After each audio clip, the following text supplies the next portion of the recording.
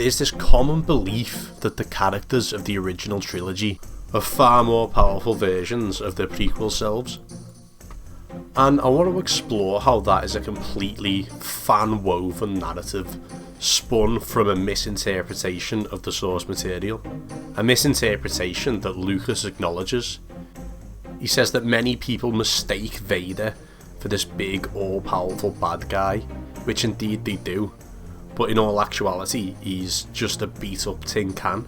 Lucas calls him pathetic and says that he's not this big, all-powerful bad guy, and that the community commonly portrays him as, and the same goes for the Emperor. That the real story is obviously about Darth Vader, and in this particular movie he's rather a pathetic character. He's a shadow of his former self. He's getting pushed around by bureaucrats. It's not altogether what people originally thought Darth Vader was, which was this all-powerful king of the universe. So before the prequels, we have the original trilogy, and in the original trilogy we get nods back to the good old days in the prequels when the Jedi were the most powerful force in the galaxy. And George says that until the prequels came out, we'd never seen real Jedi at work before. We'd never seen real Jedis at work. We'd only seen, old men and crippled half-droid, half-men, and young boys that had learned from these people. Note that George includes Sith when he uses the word Jedi there as well. George Lucas says that thus far we've only seen crippled half-droid men, old men, people who are ready to die, and untrained youth. We'd only seen, old men and crippled half-droid, half-men, and young boys that had learned from these people. It was a fight between a very old man and a man who was only partially a man and mostly a mechanical being. So it wasn't really much of a sword fight at all. According to Lucas, Vader is a beat-up tin can, the Emperor is a little broken old man, Ben and Yoda are old and ready to go, and Luke is just an untrained youth. Lucas tells us that they kept making the fighting choreography faster throughout the original trilogy, because Luke kept getting stronger, so the faster fighting reflected Luke's increasing power, up until Return of the Jedi. As we went on, we wanted to have the lightsaber fights become faster and more intense as Luke became more proficient. In every episode from 4, 5, and 6, I kept improving the sword fighting, because the assumption was that Luke was getting to be a better fighter, he was learning more. But when they went to the prequels, they made it far faster than even that, in order to show that the Jedi from the prequels were far more powerful and far better fighters than the beat-up old cripples and tin cans and untrained youths from the originals.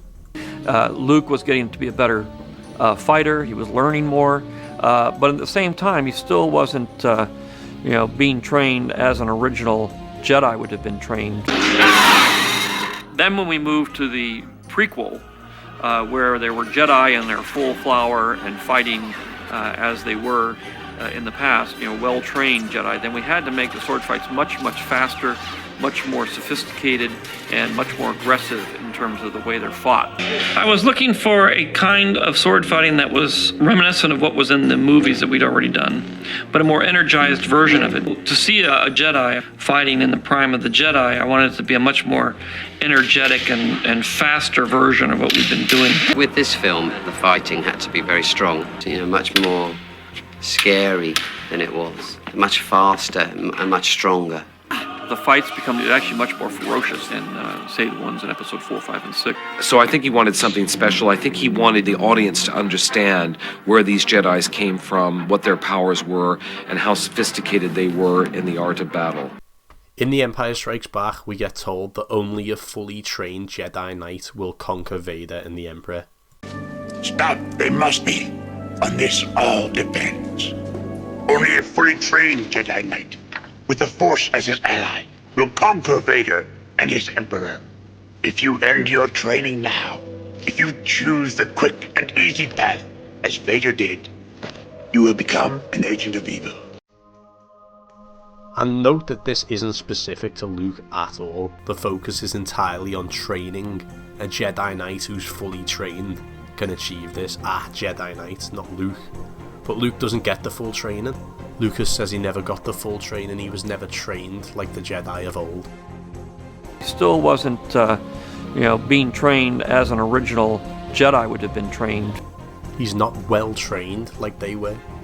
In the past, well-trained Jedi. And then the prequels come around, and in The Phantom Menace, Lucas shows us a fully trained Jedi Knight and what a fully trained Jedi Knight can do. He shows us fully trained Jedi doing what Jedi are supposed to do, at the peak of their powers, in the prime of the Jedi. Lucas tells us that the Jedi have been the most powerful force in the galaxy for 1,000 generations, and then the prequel trilogy is the prime of the Jedi. Prime of the Jedi. In the past, well-trained Jedi.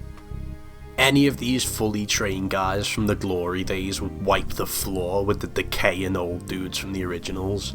Luke, Vader and Palpatine are all toast if Jyn and Phantom Menace Kenobi walk in the room. That's the solid Lucas position, and it's honestly all over the place in the behind the scenes and promotional material for the prequels and the Clone Wars as well. And all that just makes it clear as day in the movies, when you take in the context of the behind the scenes and all that intent there and all that sort of stuff. It really reveals the meaning and context behind all those little lines, like only a Jedi Knight with the Force as his ally shall conquer Vader and his Emperor. You wouldn't really know much context about that quote, you wouldn't think twice about that line without this context. So I love going into all this behind the scenes stuff and finding out all these little details, decrypting them little details and finding out ultimately the truth of the verse. A lot of people, when they see these quotes online, just like to dismiss them instantly, saying, oh, it's obviously about the choreography. Yes, they're not wrong, but the reason the choreography is far better is to communicate to us that these guys are better, these guys are more powerful. So saying it's just about the choreography as if to dismiss the quotes doesn't really work at all. It's visually apparent that the fast-paced prequel guys would easily defeat the slow, clunky original trilogy guys, and that's exactly how it was intended. And it might be a hard pill to swallow for those Vader lovers, but ultimately, and I'm a Vader lover as well, but ultimately it's just true, and we have to acknowledge this, and acknowledge absolutely everything if we want to be canonically accurate in our rankings and all that good stuff anyway, which we like to do on this channel. But not all hope's lost for those Vader lovers, because despite all of this, he actually has a bunch of mechanics, hacks if you will, surrounding him, being the chosen one, which actually make him super OP from a completely different angle. So I'll link that there and below so you can check that out. I'm also going to be doing a video on how, when and why exactly Palpatine and Vader's power starts to diminish and all the mechanics around that. So yeah. There's also a common misconception that this is just George's thoughts, exclusive to the movies, and it's not reflected at all in the expanded universe. This couldn't be further from the truth. It is scattered all over the expanded universe, all over every single bit of material relating to the films and source books. Star Wars Insider, everything talks about this. Star Wars Insider literally just says straight up that Padawan Kenobi would kick the shit out of Darth Vader. George Lucas gave directives to the team behind The Force Unleashed and said basically Vader can't be overpowered in The Force Unleashed, and that really pissed off the game devs there because they wanted Vader to be this big ultimate bad guy, but of course he's not, and George knows he's not, so he said no, you can't make Vader overpowered in The Force Unleashed. And as I said, I'm going to do another video going in depth into why this decline starts to happen, but essentially it's got to do with the death of the living Force. The living Force dies at the end of Revenge of the Sith, and that is synonymous with the death of the daughter on Mortis. I'm going to go into all these details eventually and get all that covered. Yeah, but the original trilogy guys being far weaker than the prequel guys is plastered all over the expanded universe and pretty much every piece of material relating to the film, behind the scenes and all that stuff. So hopefully this cleared some stuff up. Now that you get the backstory, I think the whole piece will work better, because you get much more of a sense of, who is in the mask and how sad it is that he's made a pact with the devil and he's lost everything and he's just this cranky old man in a mask. So yeah, until the next one, I'll see you in a bit.